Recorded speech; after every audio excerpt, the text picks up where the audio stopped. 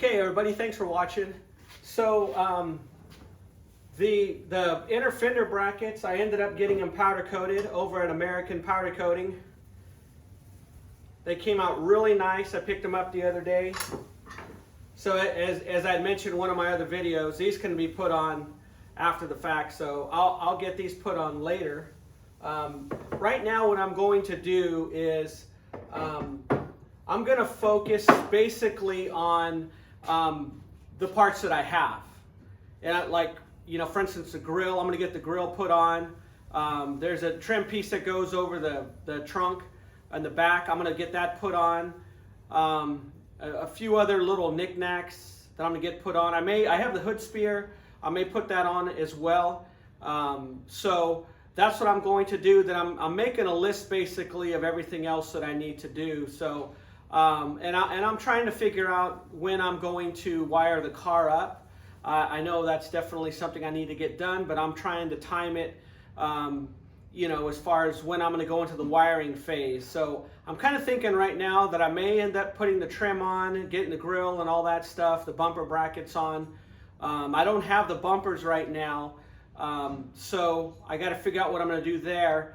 But I'm thinking actually for the vinyl top that I may actually do that just before, probably towards the end, as far as, you know, processes of everything, because after the vinyl top, then I'll put all the glass in. So let's take a look in my shed, because I do want to take an inventory of what I do have currently. And in my shed, I have all my Monte Carlo parts stored. I also have a few things that are Javelin in here as well. Some things are new, some things are old. So I got to go through it to see what I'm going to do. Basically take an assessment and inventory to see what parts I have to order. On the shelf there, that's all my metal stripping and stuff, the molding. I am going to order all brand new molding. Everything that's all bagged up that you see there, those are my seats. I have the seats all covered in bags. They were reupholstered at some point, but it's just a bad upholstery job. I mean, they're in good shape, but it's a bad upholstery job. So I'm going to rip all that off and redo them, and I'll open those up obviously later on. And then you could see my windshield, which if you could see one of those episodes where I broke it when I was taking it out. And there's a side windows, side quarter window. Oops, those things are just about to fall over and break here. So that's in good shape. My other windows, I have them back there wrapped in blankets and stuff. So I've got a couple of parts here, just for example, like this SS emblem. You can see it's faded and the paint's chipped on it, coming off. So I'm gonna order up a new one of these. And this emblem here that goes for the trunk, you can see this is not in good shape either. So I'm gonna order up a new one of these. I do have some of these important parts for the trim and stuff. I'm gonna go through all that stuff and see basically what's worth keeping. But I want everything to look brand new. So we'll see where we go with that. Just wanted to show you guys that just to kind of give you an example of what I'm dealing with. That white box there is a brand new old stock console that I got from my good friend Jeff in Canada. And I also have, I'm going to be opening that up today. And this lower box here is a brand new old stock grill. which I scored from my good friend Jeff as well. Okay, so now I'm going to go ahead and get the hood ornament put on. What I have here basically is a GM licensed hood ornament. So this is actually licensed by GM, so this is an exact factory replica of the hood ornament. So this is a GM part number, so it's pretty awesome. So I'm going to get this put on. Also, I'm going to get this rear trim piece put on as well. This is the upper trim piece in the back. And one thing I wanted to note to you guys is the screw type. So I'm using stainless steel screws for that. This is a number 8. It's a 8, and I'm using a 8 3/8 screw. Okay, I have this trim piece on. One thing I noticed right away is these screw holes don't line up. Now this is an aftermarket piece on top here, and this is not the factory one. So I'm gonna have to probably just drill those out. I don't really want to. So I'm gonna think about that for a little bit. Maybe that'll be a finishing piece that I do. But those end ones, they're both the same ones that didn't fit for some reason. Or the screw holes didn't line up, I should say. So other than that, everything looks pretty clean. I'm going to show you guys kind of the back of it, what it looks like. And I do have that bottom piece, and I'll show that to you guys. All right, so I don't know what's going on with that back trim piece, why those holes for the provisions for the screws don't line up. But I mean, that's typically what you get with aftermarket stuff. Now I do have the bottom one, which pretty much looks identical. And I talked to my good friend Dan James over at the First Generation Monte Carlo Club, and he was explaining to me that this piece right here, which is this is original piece, it has black on it right here. Now this piece actually goes on the bottom portion, and Dan was telling me that the reason being is he believes it's the reason why it's painted black is so it doesn't reflect on the bumper. He also mentioned to me that the screws, the heads of the screws are black as well. So mine has a couple of nicks in it, so I'm going to actually work on this. I'm not going to be able to install this now.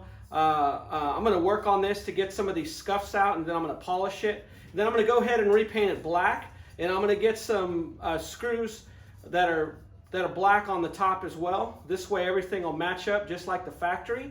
I just wanted to point that out to you guys. So I'm going to get the hood spear put on now.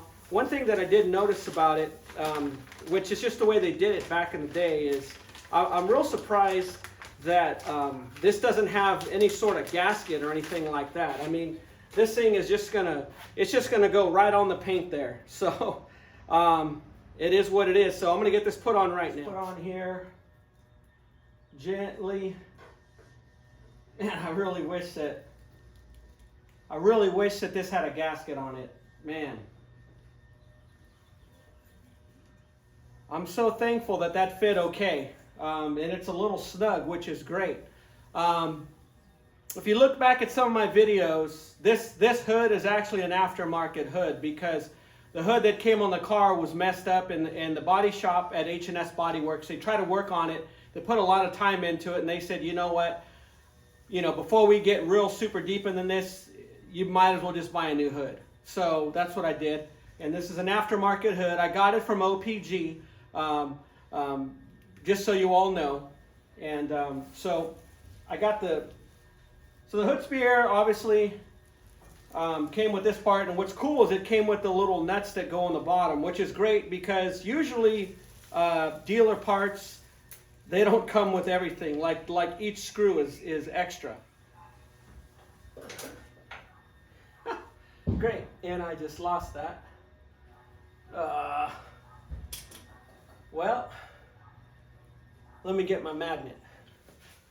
Okay, I was able to get the first two nuts in on the front and the back of the spear, but I'm going to have to take off the hood spring here for the latch. So in order to access the middle screw or nut provision for the hood spear. So I'm going to go ahead and take this off.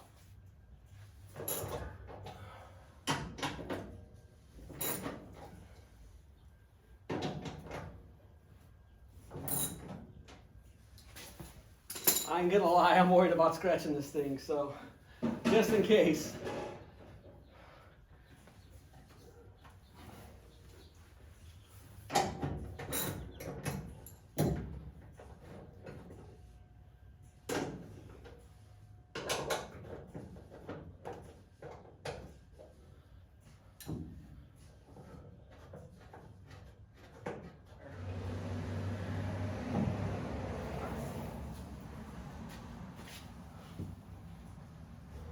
So I don't know what happened to that other, oh, there it is. Ah, awesome. So here's the little nut for the hood ornament. So I'll stick that up there.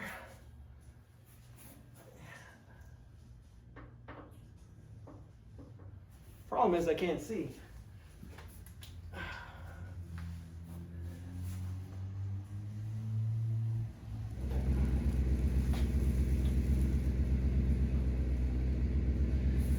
So I got that started. I'm just going to need a deeper socket in order to drive it up. All right, I went and picked up a socket set, a deep socket set. So I'm going to get the socket I need and we'll get this thing tightened up. That's one good thing about working on cars is it's a good way to get some more tools, you know. You find out you don't have something, well, go run to the store and get it. It's a great way to grow your tool set.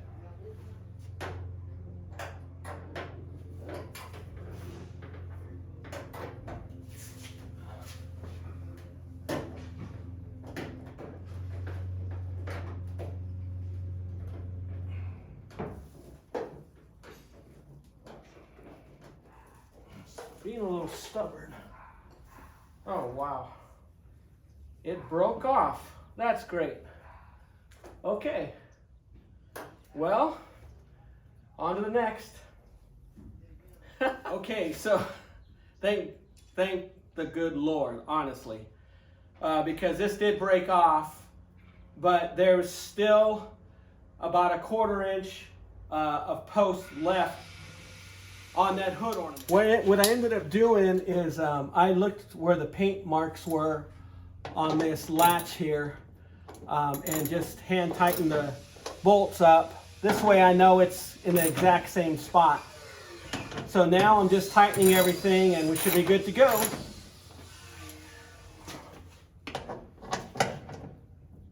I'll probably come back later and check everything with the torque wrench.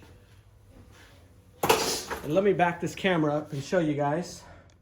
Let me get this hood closed. You know, I did drop a few things, so thankfully I had this towel there. So let's take a look at it. Look at that.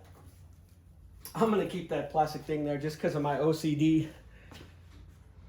I'm gonna get the camera up there for you guys. Looks good. Okay, I want to show you guys something again. So on one of my early videos when I was putting the chassis together and I was putting this air conditioning dryer in, it's smaller than the factory one. So there's a little bit of, it's kind of, yeah, you could see that. See, I just moved it. So what I did in the video is I just kind of jerry-rigged. It was a little silly. So again, don't copy everything I'm doing. I'm just a Mexican redneck. So what I'm going to do actually here is I'm going to show you right now. Okay, so what I have here is I have a pack of Felpro gasket material. It just has different variations of gasket material to make your own custom gaskets. And you can see that the corner is missing from the cork because earlier in one of my earlier videos, when I was redoing and reconditioning the air leveling valve in the back of the vehicle, I took it apart and cleaned it up and everything, and I didn't have a gasket for it, so I made it out of this cork here. So also, I think I use it for something else as well. But anyways, so I'm using this pack here. What I'm going to do is I'm going to cut a strip just a little skinnier than this, and I'm going to wrap it around this little tank here to make it grip better. All right, as you can see, I freestyled cut one, and I mean, it looks okay, I guess, but I suffer from OCD. I'm a huge perfectionist, so I'm gonna go ahead and use this square on this to cut this piece here. And since I cannot hold the camera at the same time and I'm too lazy to put the stand here, I'm gonna just cut it and then show you when I'm done. All right, I cut it. I just used a sharp knife there, utility knife, and get this out of the way. And we can see I might have to just bend it up a little bit. This is straight cut, so I'm just gonna finish taking that off and then wrap it around the dryer. All right, I'm gonna get this foil out of here. Again, I thought it was a good idea, but it wasn't thick enough. So what I did is I got another piece of gasket, and I'm gonna wrap it around double like that, and hope that gives it enough to give it a good grip. So let me get this wrapped around here.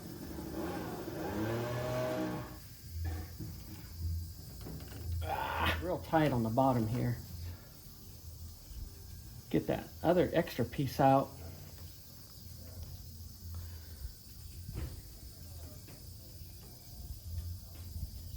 Because that's pretty much all I got. Are you filming? Yes, I'm filming. Well, can you pray for Wyatt? He's at the ER. He busted his head wide open. Okay. Oh. Okay, my grandson is in the ER right now. Busted his head open. So I'm gonna get this thing put on, and time to do some praying. Okay, I prayed for my grandson Wyatt, and I know that God is going to take care of him. Because we're a praying family. We believe in the power of prayer. Okay, back on task here. So what I did is I went ahead and now it's snug. What I did is I cut the gasket in half, and I'll do that. This is the top one. And I just doubled up on it on the side there, and I probably need to trim it a little bit, but it's snug now. So I'm gonna do the same for the top since I cut those, and I think we should be good. All right, man, this is tough because these things are, man, they're like a spring almost. So they could be hard to push it in place so you can get the screw hole lined up. All right. So that is way snugger than it was. It's not perfect, but you know, the aftermarket dryer is smaller, right? So I just didn't want it bouncing around in there. So that's why I wanted to snug it up. So we're good. Got the double gasket here, double gasket up there. These screws are all cinched up. So that was kind of holding me back from putting the grill on. But I need to double check the battery tray because I need to make sure that I don't need access behind here before I put the battery tray on. So I'm gonna look at the factory assembly manual, and then we'll see what's next. Okay, what do you guys think? It's looking pretty good. I love that hood ornament. Looks amazing. Looks very cool. So, for grand finale, I wanna show you guys this grill I got. So give me a second here, I'm gonna get the camera set up. I have a new old stock grill that my buddy Jeff from Winnipeg sold to me. And he was very gracious about it, and I'm thankful. Thanks a lot, Jeff. So this is a 50-year-old grill, brand spanking new. Jeff told me that he bought it from the dealership in the 80s, and he's been storing it since. So this is still packed up in the original box and everything. So I haven't even looked at it yet since it's been shipped. I've had it for a few months now. So I'm going to get this open and we're going to look at it together. All right. All righty. Okay, it's in the, got the original Chevrolet box here. Check that out. Pretty cool. So let me get this open. Figure out how to open this thing.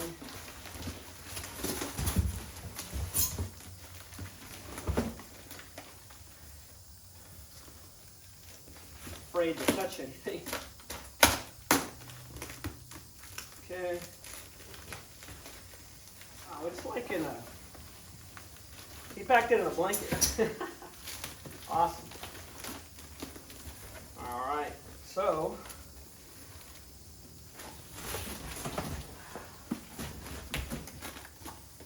thanks for the blanket, Jeff, if you're watching.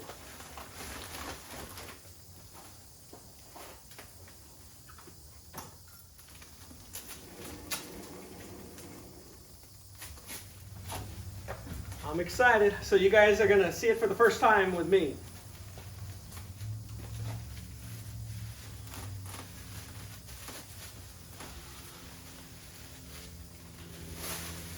Oh, wow. Man, check it out. And Jeff also included the emblem, the grill emblem as well. And thank you, Jeff, for installing it. You know, that's a separate piece in itself. But it is brand new old stock. Check it out. Boom. Does that look amazing or what? So stay tuned, everybody, because I'm going to put this on in my next episode. Thanks for watching. Like and subscribe.